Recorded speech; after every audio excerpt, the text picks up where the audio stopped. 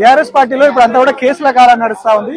SIT అని కావచ్చు, అటు కాళేశ్వరం కావచ్చు, కంప్లీట్ గా కేసులు నడుస్తా ఉంది. మొన్న హరీష్ రావు విచారణకు వేరు, ఇవాళ కేటీఆర్ ను కూడా సీట్ విచారించింది.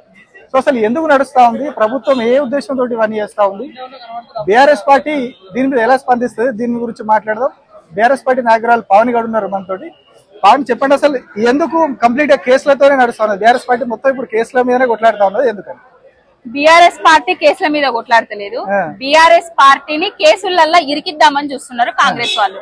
కాంగ్రెస్ అధికారంలోకి వచ్చింది, ప్రజలకు 420 హామీలను 6 గ్యారంటీలను అమలు చేస్తా అనేసి అధికారంలోకి వచ్చి 2 ఏళ్ళు అయినా కూడా 3 లక్షల కోట్ల అప్పులు చేసినా కూడా ఇంతవరకు 6 గ్యారంటీలు అమలు చేసింది లేదు, 420 హామీలను చేసింది లేదు.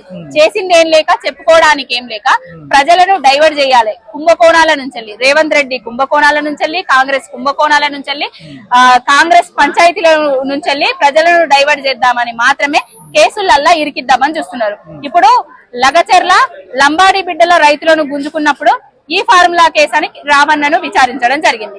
తర్వాత కొన్ని కేసులు వచ్చిన తర్వాత కొన్ని ఏంటంటే కాంగ్రెస్ పార్టీలో కొట్లాటలు జరిగిన తర్వాత దాన్ని డైవర్ట్ చేయడానికి కేసీఆర్ గారిని కాళేశ్వరం కమిషన్ అని పిలిపించడం జరిగింది. తర్వాత నాయని బొగ్గు స్కామ్ బామ్మర్ది భాగవతాన్ని హరీష్ అన్న బయట పెట్టిన తర్వాత దీన్ని డైవర్ట్ చేయడానికి ఇప్పుడు మళ్ళా హరీష్ అన్నను పిలిచిండ్రు. నిన్నటికి మొన్న ఏం చేసిండ్రు, దావోస్ లో పోయి గురువుకు పచ్చకాటుగా కప్పుకున్నాడు. దాని నుంచి ప్రజలను డైవర్ట్ చేయడానికి మాత్రమే ఇవన్నీ కేసులు పెడుతున్నాడు తప్ప ఇంకొకటి లేదు. కాంగ్రెస్ ఏం చేయలేదని మీరు అంటారు, కానీ మేము చాలా 2 ఏళ్ల నుంచి కేసులు పెడుతున్నారు, కుట్రలు చేస్తున్నారు, డైవర్షన్ చేస్తున్నారు, డిస్ట్రాక్షన్ చేస్తున్నారు, బూతులు తిడుతున్నారు. కాంగ్రెస్ చాలానే చేసింది, తెలంగాణ ప్రజలను నిండా ముంచింది. రైతు భరోసా ఇస్తామనేసి రైతు బంధును కూడా ఇయ్యకుండా రైతులకు పంగనామాలు పెట్టింది. రైతులకు యూరియా ఇయ్యకుండా రైతులను జుట్లు పట్టుకునే కొట్టుకునే విధంగా చేస్తున్నది. రైతులకు యూరియా డైరెక్ట్ ఇంటికే డోర్ డెలివరీ చేయడానికి యాప్లు లేవు. అసలు రైతన్నలకు యాపులు మ్యాప్ల గురించి తెలుసా? పంటలను పండించడం తెలుసు గాని యాపులు మ్యాప్ల గురించి వెళ్ళి పట్టుకొని తిరగాల, లేకపోతే ఎప్పుడు పురుగులు అదే పంటలకు పురుగుల మందు కొట్టాలి, ఎప్పుడు నీళ్లు పెట్టాలని ఆలోచించాలా? యాపులు కాదు మాకు కావాల్సింది, యూరియా బస్తాలు కావాలి. మ్యాపులు కాదు మాకు కావాల్సింది, మేము పండించిన పంటకు గిట్టుబాటు ధర ఏదైతే బోనస్ ఇస్తా అన్నావో గబ్బియ్యాలి. కానీ ఇవన్నీ డైవర్ట్ చేయాలనే ఉద్దేశంతో ప్రతిపక్ష నాయకులు ఎవరైతే ఉన్నారో వాళ్ళ మీద బురద జల్లే ప్రయత్నాలు చేస్తున్నారు తప్ప ఇంకొకటి ఏం లేదు. ఇప్పుడు మహిళలకు కూడా ఏం చేయలేదు అంటున్నారు మీరు. మహిళలకు ఫ్రీ బస్సు పెట్టినాము, అట్లాగే మహిళలకు చీరలు కూడా ఇస్తున్నాం, ఇంద్రమ్మ చీరలు ఇస్తున్నాం అని చెప్పింది. 2500 తులం బంగారము, స్కూటీలు, 2 లక్షల ఉద్యోగాలు, ఇవన్నీ ఎక్కడ పోయినాయి? పిల్లలకు ఏదైతే భరోసా కార్డులు ఇస్తా అన్నారో ఆ భరోసా కార్డులు ఎక్కడ పోయినాయి? మా స్కాలర్షిప్లు ఎక్కడ పోయినాయి? వాటన్ని గురించి మాట్లాడాలి కదా. 9.5 ఏళ్లలో బీఆర్ఎస్ పార్టీ మొత్తం అప్పులు చేసిపోయింది, 8 లక్షల కోట్లు అప్పు చేసింది, మేము ఎట్లా ఇస్తాము అని చెప్పి మా బీఆర్ఎస్ పార్టీ చేసింది 2 లక్షల కోట్లే. 2 లక్షల కోట్ల అప్పులకు మించి ఏం చేయలేదు.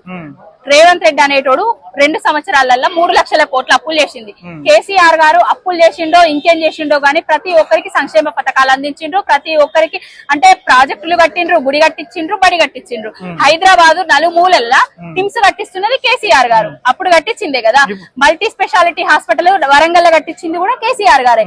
మన కవులు మన కళాకారులకు కాళోజీ కళాక్షేత్రం అని కాళోజీ రవీంద్ర భారతిని ధీటుగా కట్టించింది, శంకుస్థాపన చేసింది కూడా కేసీఆర్ గారే. మొన్న చరాక కొలాట బ్యారేజ్ అనేసి రేవంత్ రెడ్డి అన్నాడు కదా, అది కేసీఆర్ గారు పూర్తి చేస్తే రేవంత్ రెడ్డి వచ్చి కొబ్బరికాయలు కొట్టడానికే 2 లక్షల 3 లక్షల కోట్ల అప్పులు చేస్తే మరి ప్రాజెక్టులు కట్టినోడు ఎన్ని లక్షల కోట్ల అప్పులు చేయాలి?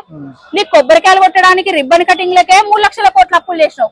యాదాద్రి కట్టించిండ్రు, కాళేశ్వరం కట్టించిండ్రు, అక్కడ ఏంటి పోలవరం అది పాలమూరు రంగారెడ్డి ప్రాజెక్టును కట్టించిండ్రు, యాదాద్రిలో థర్మల్ విద్యుత్ కేంద్రాన్ని కట్టించిండ్రు, ప్రతి ఒక్కటి కట్టించింది కదా. ఇప్పుడు రేవంత్ రెడ్డి ఏకంగా ఒక కొత్త సిటీనే కడతా 30 ఎకరాలు అంటాడు. అదే వాని బొంద కడతాడు, వాని బొక్క కడతాడు.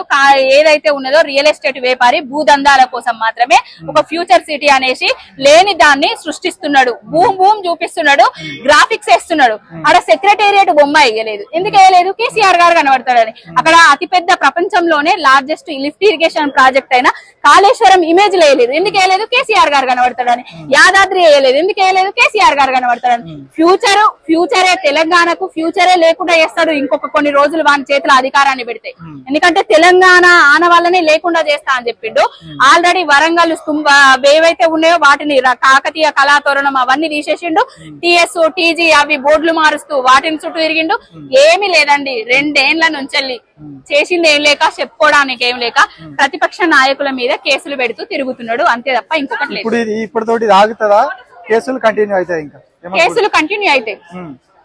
కేసులు కంటిన్యూ అయితే సోషల్ మీడియాలో పోస్టులు పెట్టిన వాళ్ళ మీద కేసులు కంటిన్యూ అయితే, ఎక్కువ తక్కువ మాట్లాడితే మీలాంటి జర్నలిస్టుల మీద కేసులు కంటిన్యూ అయితే, ఎక్కువ తక్కువ మాట్లాడితే మాలాంటి బీఆర్ఎస్ నాయకుల మీద కార్యకర్తల మీద కేసులు తయారైతే అన్ని కేసులతోనే. ప్రజాపాలన అన్నారు కదా? ప్రజాపాలన కాదు ఇది, కేసుల పాలన, ప్రజా హంతక పాలన. Thank you.